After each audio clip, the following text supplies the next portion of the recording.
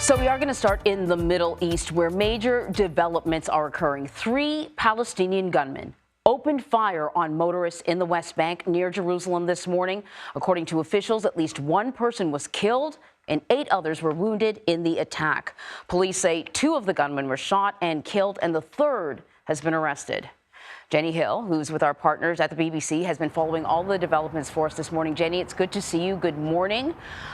So what do we know so far about this attack? Well, policemen say that the gunmen targeted early morning commuters as they sat in their cars waiting to go through the checkpoint. This is a piece of road which is notorious for traffic jams as people try to cross into Jerusalem. The gunmen are said to have jumped out of their vehicles armed with automatic weapons and begun firing at the lines of cars.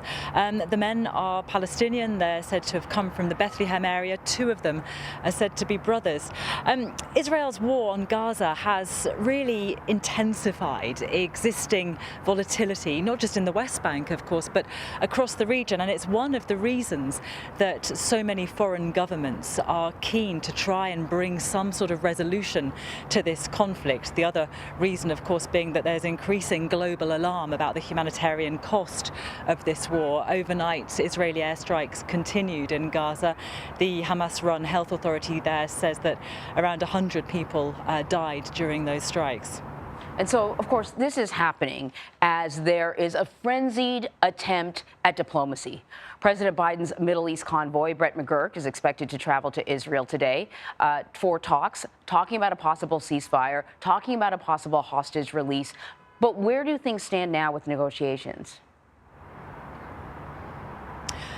It's hard to say. We have seen a lot of movement in the last few days. Hamas's political leader, Ismail Haniyeh, was in Cairo yesterday holding talks with Egyptian officials.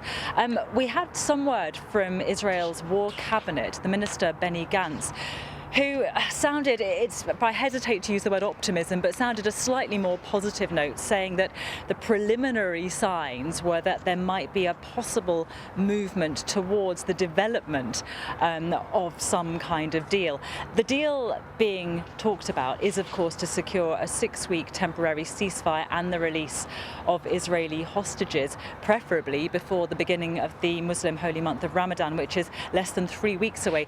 And the pressure's on because the Israeli government has insisted repeatedly that unless those hostages are returned, it will launch a planned ground offensive in the southern city of Rafah. Now, there are well over 1 million Palestinian civilians sheltering in that city. They're right up against the Egyptian border, which is closed to them. Conditions are said to be very difficult, not much in the way of food, clean water, medical supplies.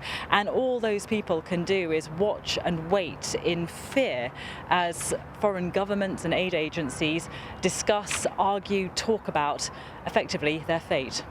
All right, Jenny, thank you very much.